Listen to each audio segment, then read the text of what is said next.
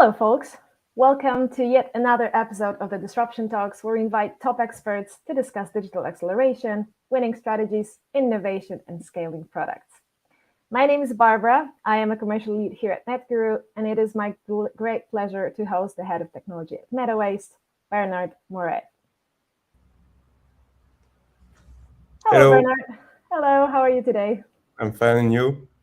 I'm very good as well. It's very sunny where I'm sitting, so feeling quite popped up for the disruption talks today. Good. So Bernard, it's great pleasure to have you here today on the podcast, and I would like to kick off our conversation with a little bit of information about you and giving a little bit of introduction to your role.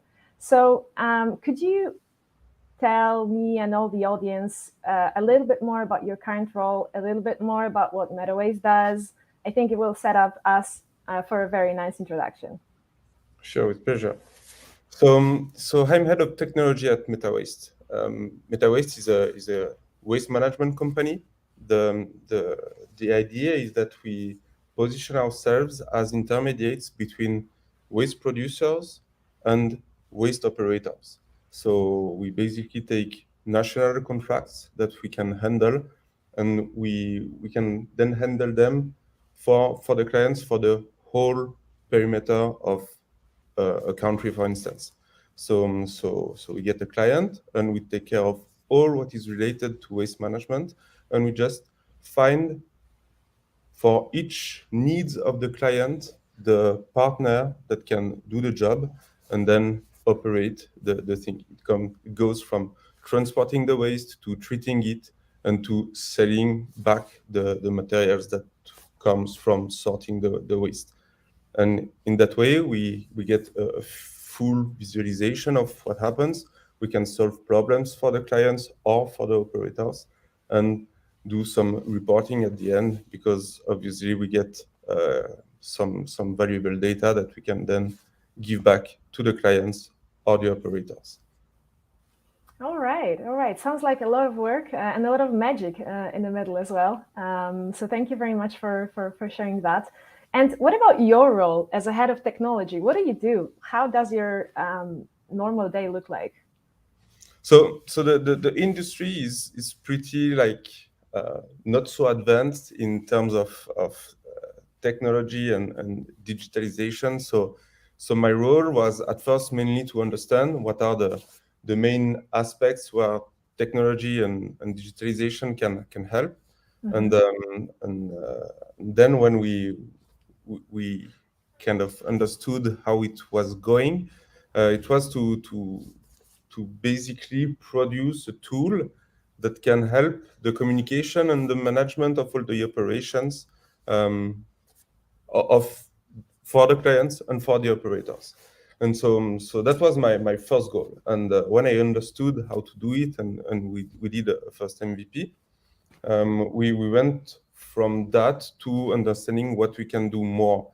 It goes from IoT to data management to artificial intelligence, and basically my role in all of that is to centralize that kind of way of developing and digitalization, and it's basically a work of translation, the need of the clients to the technical interactors that we can get, and then going back to the clients and operators and orchestrate all of that.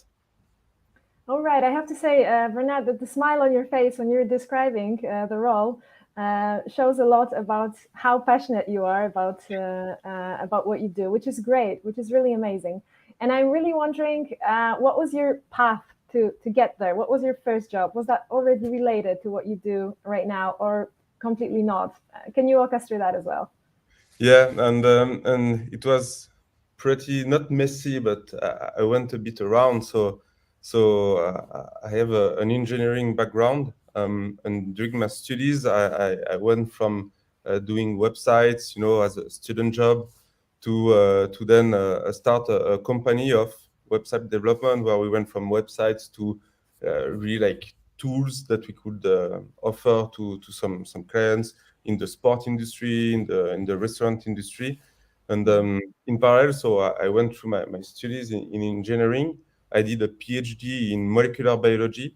I was kind of searching where I wanted to go, but still doing in parallel all that work on yeah, digital. And so with a friend of mine, we also developed a product about restaurants, which is called Food Detective, and was about integrating all the different tools that a restaurant can need, from booking to delivery to HR and all of that stuff. So yeah, I had those two paths in parallel. And when I ended my PhD, I was approached by the papers at the origin of the project Metawaste, and we basically talked about waste management, digitalization, and what we could do. And it pretty naturally came on. I was pretty interested about the industry. That's what's really interesting with technology and digitalization, is that you can really use that for all kind of industries, and it always gives you, when you go into a new industry, I mean, in my opinion, you get new stuff, and it's exciting because you have to learn the vocabulary, the way of the business is done, and then that's what drives me. And so waste management was really like exciting for me. You get also all the sustainability part that it's pretty important for me. So I was really aligned with all the vision of the company, because when you handle waste, you also handle the impact that a company can get on the earth. So yeah, it pretty naturally went on, and I was really passionate about it. We went from doing all around the Switzerland, asking people that were potential clients or potential partners what they needed, how it could be done. And since, as I said before, it was pretty like not so advanced, um, there was plenty of stuff to do. So yeah, that's how it started, and that was 3 years ago, and now I'm pretty happy of where I am. All right, all right. And may I just ask you, like, how you ended up doing PhD in molecular biology? How did that happen in your life? Because I understand that before that you did engineering studies, or there was some sort of a bridge from one to another. Yeah, my engineering studies were about biology, life sciences. All So I right. had that background as well, and uh, my father is an agricultor. I don't know if you say like that in English, a farmer basically, but with Mm-hmm. trees. All so right. Okay. so I worked in the fields from when I was little. So yeah, nature was always pretty interesting for me. And when you think about it, biology can explain a lot of stuff. Also the human biology, about how your body reacts, and depending on the environmental factors that you have. And it was basically curiosity. And so then my PhD was about the role of an hormone in the roots of the plants. So a really specific topic, but yeah, you when you do a PhD in those kind of fields, I mean, there are 5 6 people that are working in the same thing as you in the world. So really, you're going into the big details. And yeah, that's what was really exciting. And I mean, it really like teaches you a lot of stuff that is not related to the exact field of what your Mm-hmm. PhD is about. It goes from producing slides, for a presentation, or talking in front of people, handling problems, handling a project by your own, about, yeah, how do you go, how do you manage your project, how do you keep it going, and when you get like drawbacks, how you can, yeah, handle the frustrations. And then you have that liberty of yeah, you're your own boss, and yeah, it was also nice learning all those things when you think about it, because yeah, it always helps you then in any kind of jobs. Absolutely, and I think it's a very special thing to be among six people in the world talking about specific topics. So that sounds amazing, definitely. And I can see there's a lot of connection with what you do and how you spent your childhood and etc. And I'm just wondering, what would you do if you were not a head of technology at Metawaste? Would it be still connected to? I think so, but then yeah, if you could share that, it would be great. I don't know. I mean, I really like, for sure. We are at a time where technology and digital is central, and you always see connections that can be done with that. I mean, I could be working in the family business on about farming, and do, I don't know, computer optimization of, how you handle your fields, how you optimize the kind of cultures and trees that you will grow, depending of, I don't know, their impact in water consumption, or what the market wants. I mean, putting some data in it to optimize it. I always dreamed about vertical agriculture. Hmm. Basically, when you get floors of small plants that you can grow Wow. inside, and that you can put in a closed system of water, where you get fishes at the end that can use what the plants gets you, and then produce nitrogen that is used by the plants, and Hmm.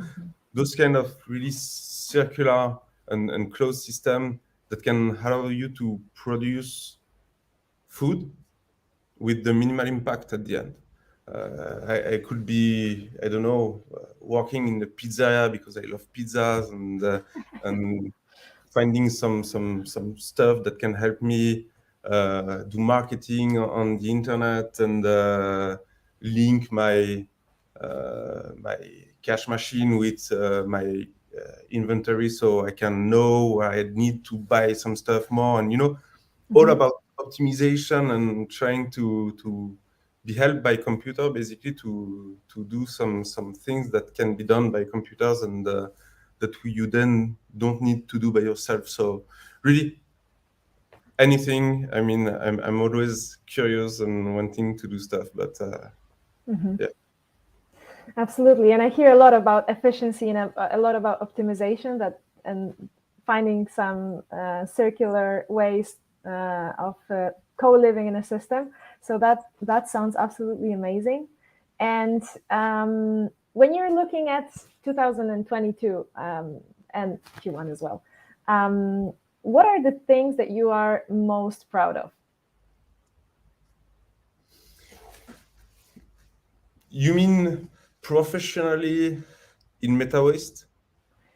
Yes, definitely. But then, if there's anything that you're particularly proud as well, apart from that, and you'd like to share, that's No, no, okay. no. I'm happy with that. I mean, 2022 was pretty central for Metawaste, because we Mhm. went from ideas to really producing a V1 of our tool. So I guess it's never easy, because we took the option of developing something fully custom, so without the use of any external existing tool. Mhm. So it's always easy when you design something and think about it, about the processes, about the what basically your tool needs to do. But then when you do it, you realize just on the flow that you need to do a lot of optimization adjustments, and it takes time, takes brain activity, and brain energy. So that was pretty intense. We also developed a full internal tool that is helping us now to manage everything, to centralize the data. and that was really a big development. And I guess that's the biggest thing in 2022, to be successful in the development of that big founding block of the next things to come. All right, and speaking about next things to come, and with this big block that you did in 2022, what are the things that you're excited this year? And maybe there are some things that you've already achieved in quarter one. So if you could share these, that would be great. So the biggest satisfaction that you could want when you do something like that is that your tool is used and that users are happy with it, right? Right. So that's 2023. Now it's all about transition, change management. I mean, really the digitalization of our clients, of our partners, being able to like onboard them and get all that feedback about usage, the UX UI of your system, all the functionalities that you have. Is that is that really what they want? What do you have to change? So that's our big topic. So we have a pretty intense timeline for 2023. The aim is to be able to have everybody onboarded at the end of the year, and that will lead us to the completion of that first step of digitalization of the business and the job. Really to get everybody to use it, and I'm really excited to see the first big groups of users getting onboarded on the platform and using it and seeing all the logins and the signups and the activity. And I mean, when you come and you open the platform every morning and you see that stuff is going on the platform without you needing to do something, and that it's working and that people are happy with it. I mean, that's just all you can hope for. So that's the practical part, or seeing a baby doing the first steps in a way. So I'm keeping my fingers crossed for this year to bring all this exciting feedback and for you to see the big steps. And if we're in a topic of the future, there is a question from the audience that I would like to ask you here. And that's the question from Danny, who says, hello, Bernard. So Dreamline scenario, what do you want to see becoming a reality in 10 years from now when it comes to environmental and waste management? And he adds this little pinch of excitement, saying, feel free to do a bit of a science-based fiction here. Okay. So hello, Danny. Thanks for the question. Tough question. It requires a bit of imagination because, we're not still there. It's such a weird period of time, isn't it? It's not that far from now, but still, it's in 10 years, and with the pace we're developing, it's. And we are kind of starting from scratch, so I would say that how I see things in 10 years, you don't buy materials anymore. You just run them. So basically, you need to produce a T-shirt.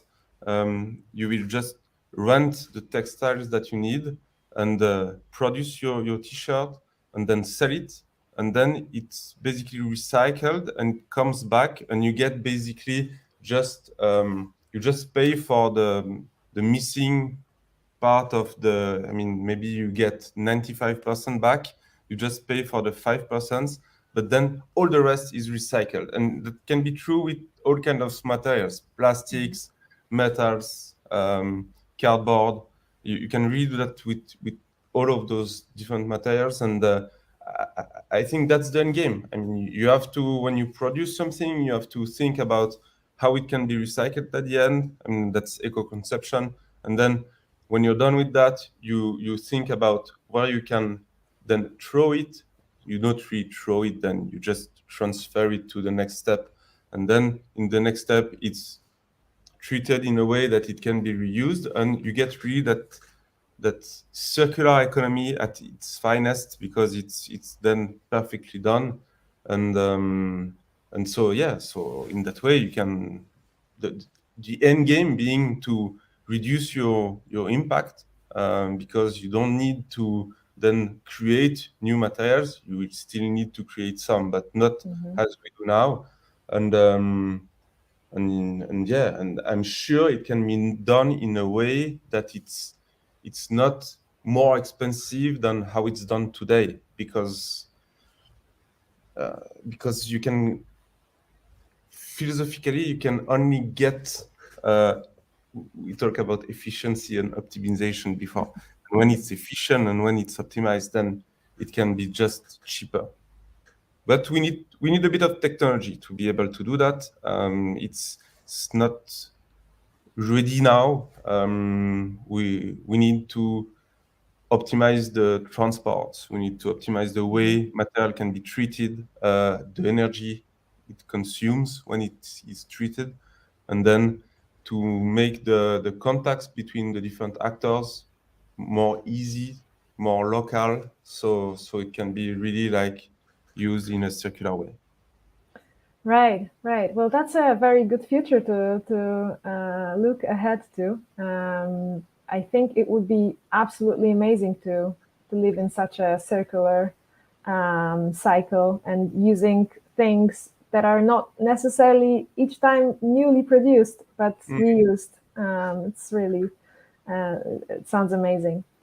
And when I was walking through the Metawaste website, I saw this, I think, vision or mission as well of the company that says Metawaste's ambition is to bring large companies and industries into a new age of recycling and waste recovery.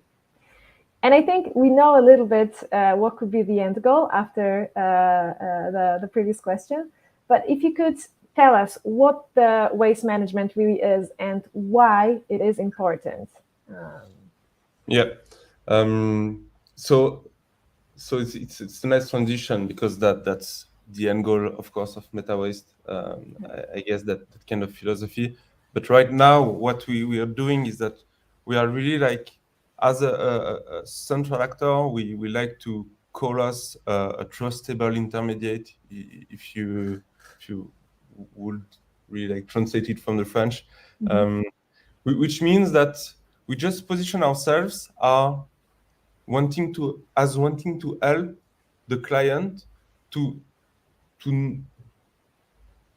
produce waste in a better way, reduce the impact of their waste production, being able to maybe start to sort the waste at the source when it's produced. So then when we get it, we don't need to resort it. So it's even cheaper for the client, the impact of waste in its budget. And then again, optimizing, being more efficient in the way we transport the stuff. I mean, maybe depending on the way you produce stuff, the frequency, the volumes of waste, you can adapt the container that you use. You need maybe a smaller one or a bigger one, so you get less transport, and yeah, you optimize all of that. Again, optimizing the impact, but also the how much it costs. And then finding the right sorting plants that are adapted to the kind of waste that is coming from, and then the end game being how you reuse that. So to whom you will sell the material at the end, finding the right partners. And the way we do that is by putting that platform in the middle of everybody, allows us to get the data that allows us to optimize, to also report to the client, to the operators, show them the data, provide them with the data that's a need that it's growing, because now you want to be sustainable. I mean, we are newly a B Corp company, so if you want to get to those labels, you need to provide the data to reduce your impact, to do all kind of stuff. So we have also all that consulting kind of services of like Okay. giving advices to the clients of how they can do better. You're basically helping companies not to waste their waste in a way. Yeah, yeah, that's a nice phrase. Yeah. Right. And talking about the importance of it, because of course I think we all understand that it's very important to take care of waste management practices. But would you say, or could you share your view on the relationship between waste management and climate change here? I mean, yeah. The topic is broad, right? Yeah. I mean, for me, it's really like so obvious, but I get that it's not so obvious for everybody, and yeah, I get it. It's related at 100%. I mean, it's where does your waste go? I mean, does it goes to landfills, and then it's in the soils, and then it's going through the water, and then you drink it, or then I don't know, plants are growing on it. You eat the plants, so it goes inside of you, and I mean, it pollutes. So then nature will not grow as it was growing before. So then you get more CO2 in the atmosphere. I mean, all of that. So where does the waste go? And when it goes into sorting plants, how is it sorted? I mean, what kind of energy is used to do the sorting? It's always needing some energy, so you have to think also about that.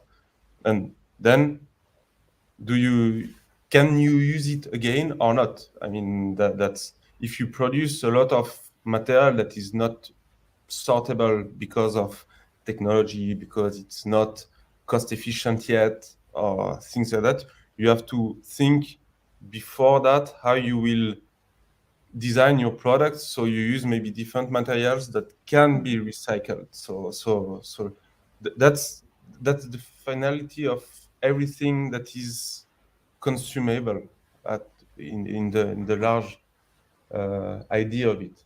And when you transport stuff, I mean, again, transports, it uses gas, it uses fossil energies.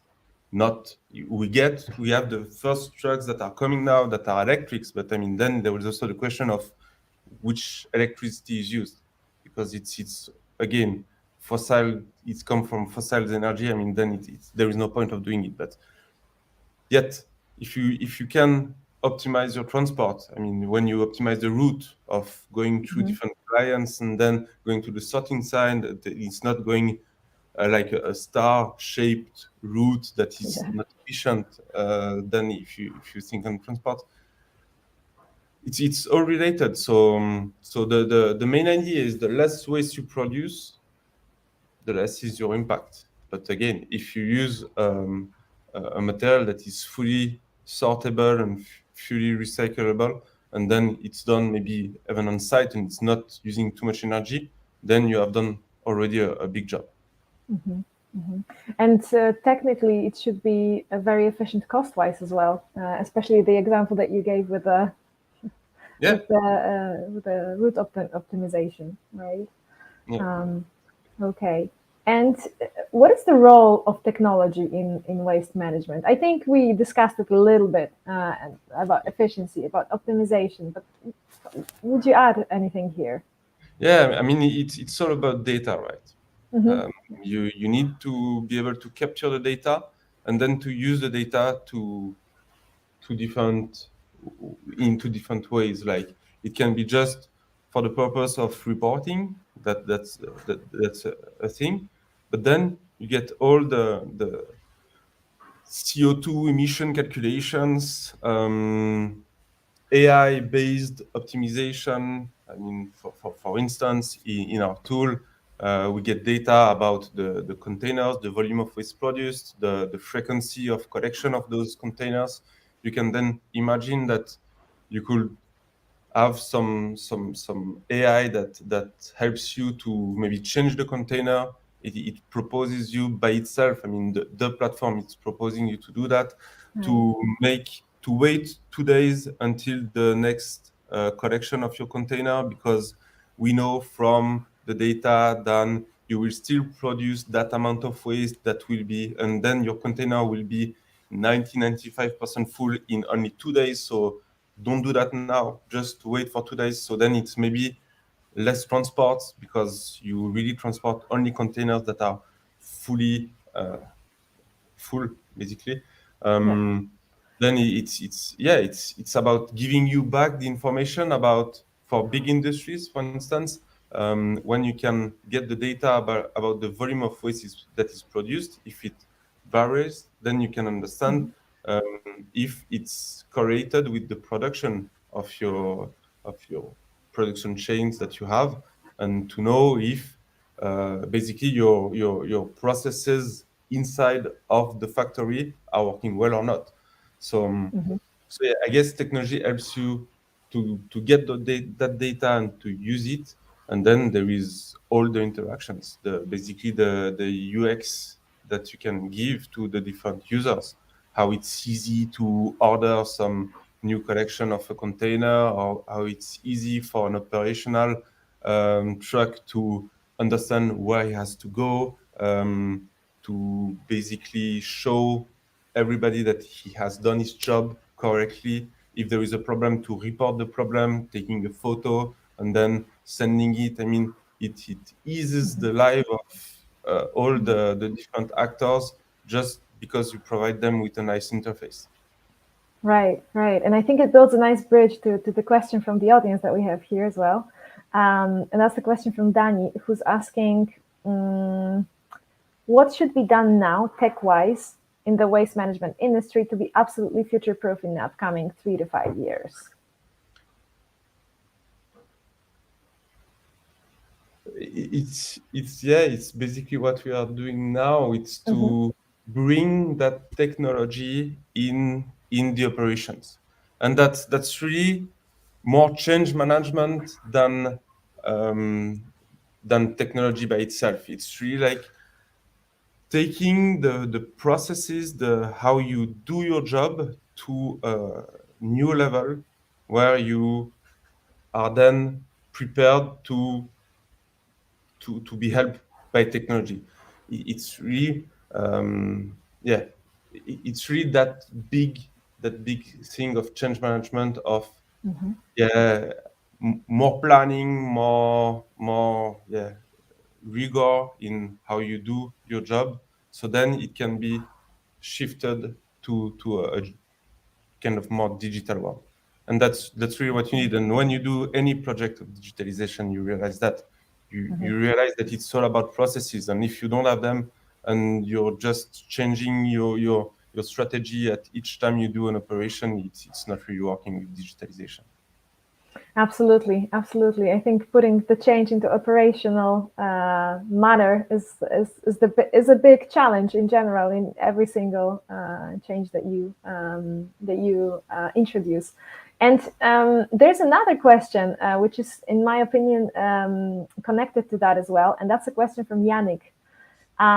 He says, "Hey Bernard, what are your challenges at the moment limiting you to go faster, e.g., onboarding users, tech enablers, competitors?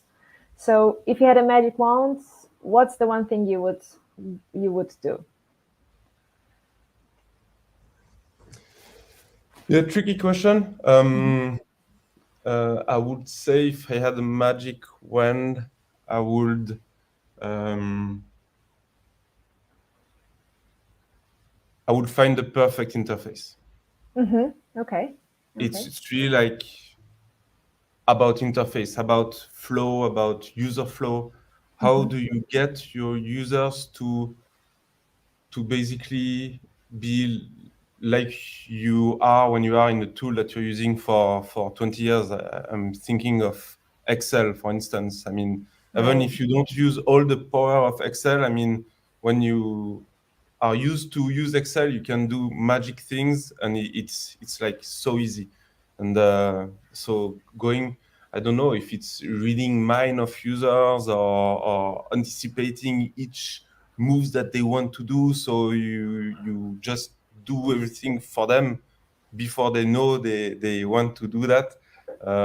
Yeah, the UX is for me the thing. Then everything is doable. Once you have that, it's all about technique and having enough people to like develop, and the servers that can be as fast as you need them to be, and then it's all about technique. But the UX part, it's really so tricky, because it's rarely perfect for everybody. Right, that's true. That's true. And it's funny that you mentioned Excel because when you think about it, it's indeed amazing how usable this tool is for every single person on really various levels of understanding the tool. It's a pure magic indeed to discover such a usability. And um, when you're thinking about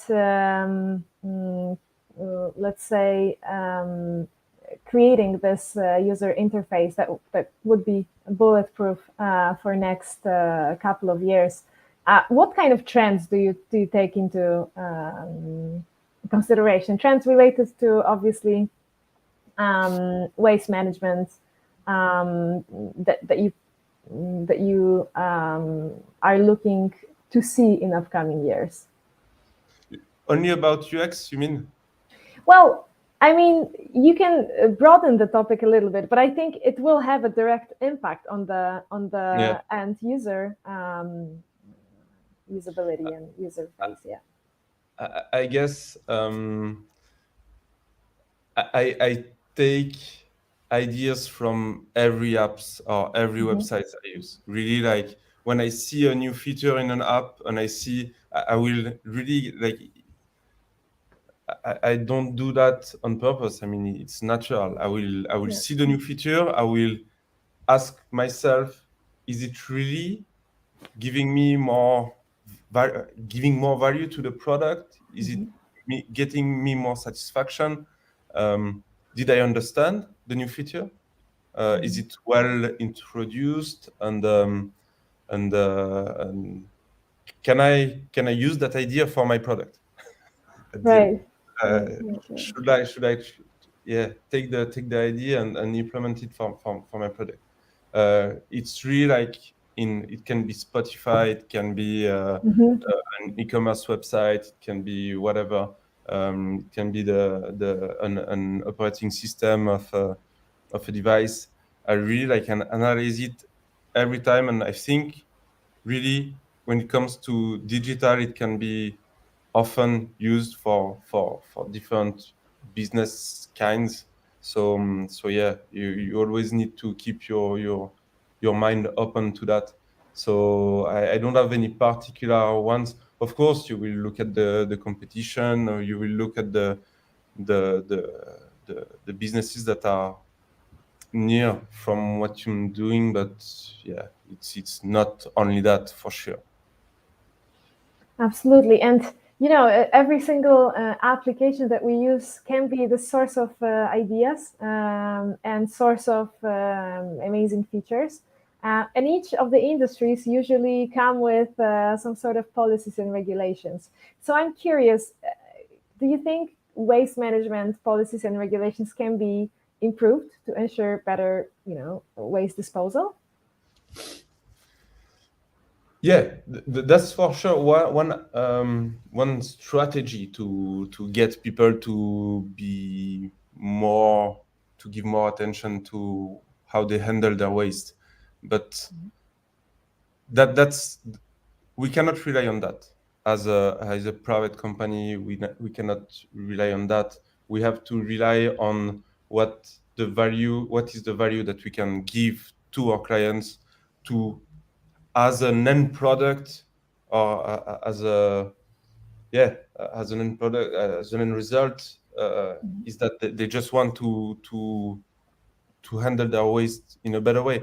It can be on proving them than by recycling that kind of material. Their impact on the planet is hugely reduced. So because we know that they have that kind of sensibility, if it's cost wise, we can also show them then by reducing their impact. They also reduce the money that they spend for the use of for the treatment of the waste. So no, I think we need to rely more on the value that we can propose to our clients, even if with time we should not be able to just dispose our waste in the soil and just don't want to take care of that. That's not normal that we can still do that. But that's not our strategy to just wait for those new policies. Right, right. And it's really about the change of approach and the change of mindset around these things.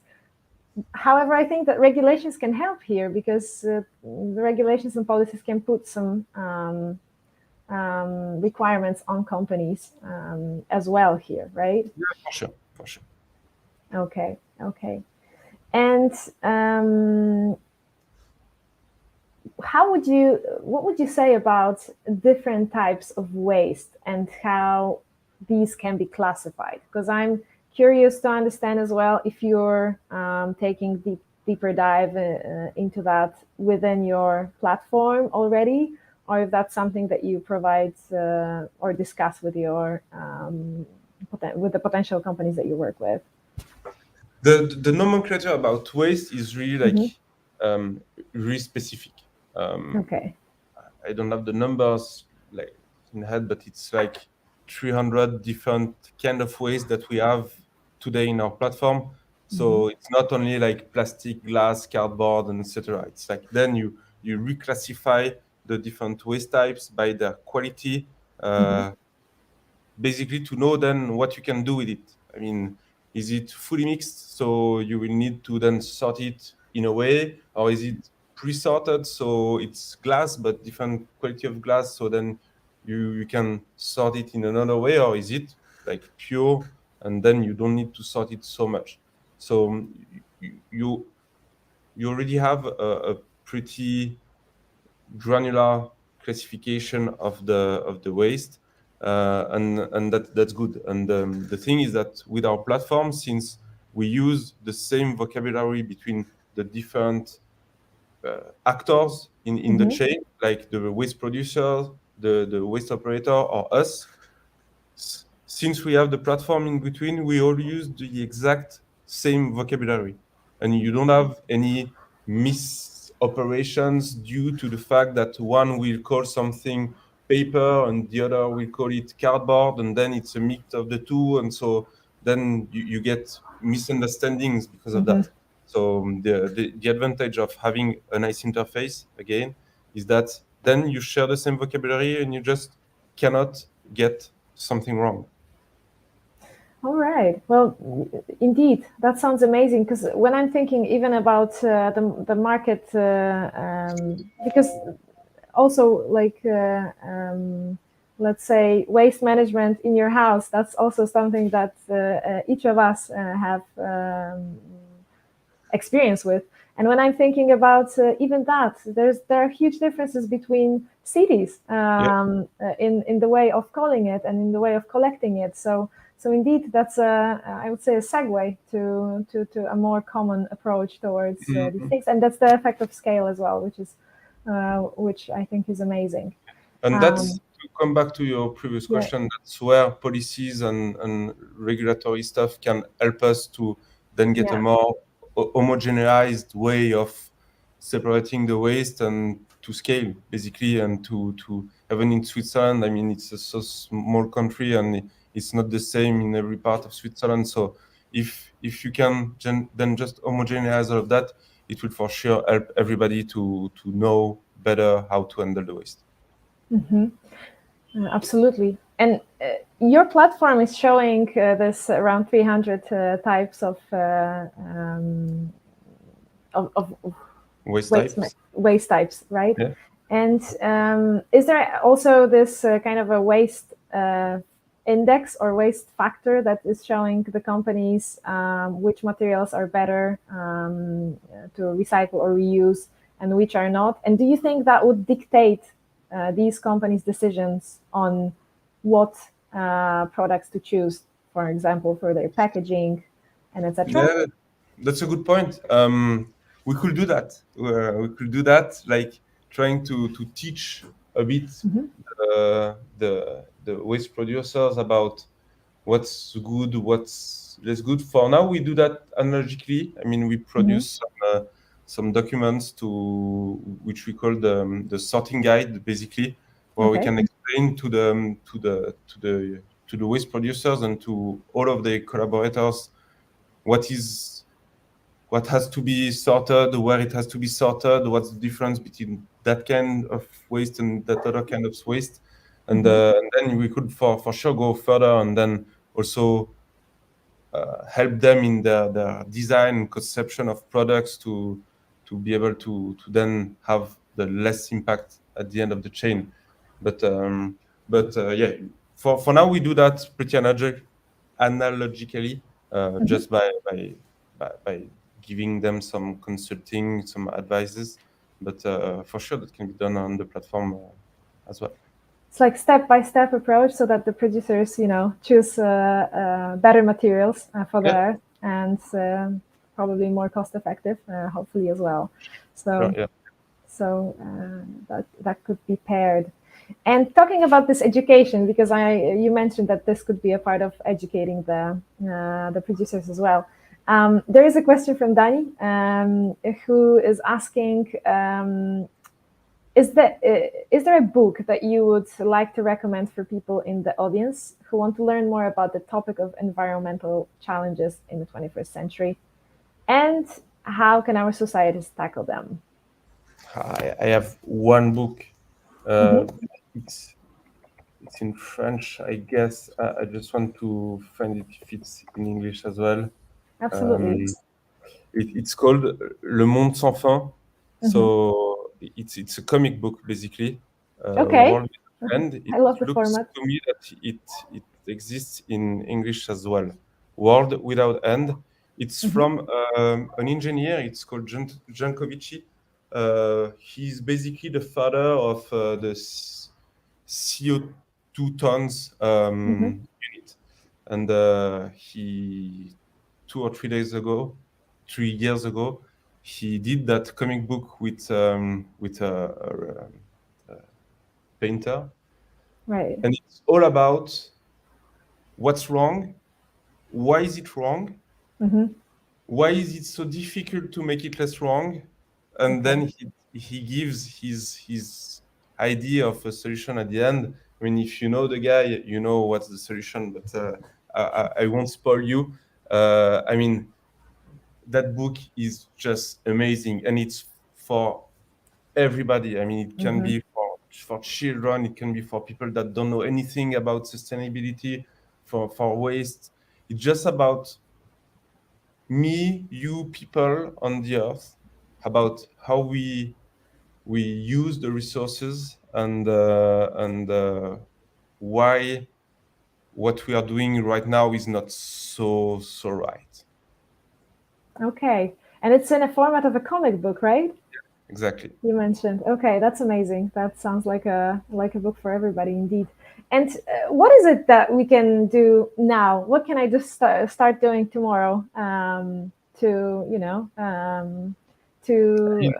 be better at waste management and just take more care of climate? Sort everything. Don't take your car too much or the plane too much. Take the train, take the bike, take an electric bag if you want to. Uh, eat less meat. I mean, I don't do that. I mean, I'm not perfect. That's why I'm not I'm not giving orders right now. And I mean, I try to eat less meat. I try to take less planes and take the train. But sometimes you don't have a choice. But when you have a choice, just think about how what's the impact of what you're doing. I mean, if you don't need to take too much stuff with you, do you really need to take the car, or could you take the bike or just the bus? Yeah. That's a good question to ask you when you do something. When you eat meat, I mean, do you really need meat, or did you just had meat at lunch? So Mhm. that's fine. Maybe you can just skip it. Mhm. Yeah, but really this kind of stuff. I don't talk about sorting because in Switzerland it's really like in the genes of people. You know, you don't Mhm. just throw a glass bottle in the regular bin because Right. nobody does that. But Mhm. I mean, that will be the first step for sure. And then Okay. look at the companies where you buy stuff, how they Mhm. do stuff. I mean, you have for sure some companies that have more or less impact. Um, B Corps companies for sure have less impact. So maybe just when you buy services or buy products, think about the company that is behind what you're buying. Mhm. Mhm. Absolutely. I like that, plan. And I heard that quote from my friend yesterday, who said that done is much better than perfect. So I think it's really about doing, not being perfect in our everyday doing. So thank you very much for sharing that. And I think I have my last question for today, and that's a question. It's one of my favorite questions, and it's again in the topic of education, which is, I think, very important for your let's say industry and your experience as well here.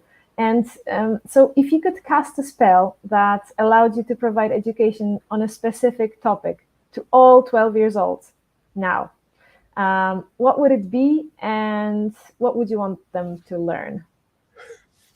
DevOps. Okay. No, I mean, if I'm really being pragmatic, I would say just guys learn backend and learn like Hmm. hardcore backend. Go to be an architect, a system architect, a DevOps, because I mean that's the next big challenge. I see it today when you want to recruit people, or th- that's the basis of whatever you want to do when you Hmm. do something digital. I mean, if you think about now, you need digital into everything, and digital needs DevOps to do something. So It's yeah, true. that's not with a lot of dreams and nice stuff, but yeah, I have a younger brother that is doing now his studies at the university in development, and I'm Mhm. like always telling him like, what about DevOps? What about DevOps? I mean, Okay. All so, right. Well, indeed, it's a first step, right, to build anything, as you said. yeah. So yeah, Okay. that would be it. And then of course, uh, in when you do that, you can be sensibilized by what I just talked about before about Mhm. reducing your impact. For sure, you can do DevOps by thinking about how you optimize the processes, your servers, the calculations, how it's how things are done. I mean, get your loops more efficient, and I don't know. Maybe you can also be a green dev, and that's what we should do basically. Green DevOps. That sounds amazing. That's a very nice feature, definitely. And I am sure that 12 years old would love that. Yeah, There must be a fun way as well to teach that. So yeah, maybe. so yeah. Great. Well, Bernard, thank you very much. It was really, really nice speaking with you today. Thank you very much for sharing a little bit more about yourself, about Metawaste, and about your views on how we can go greener. So um, I wish you a wonderful day today, and thank you again. Yeah, you too. Thank you very much.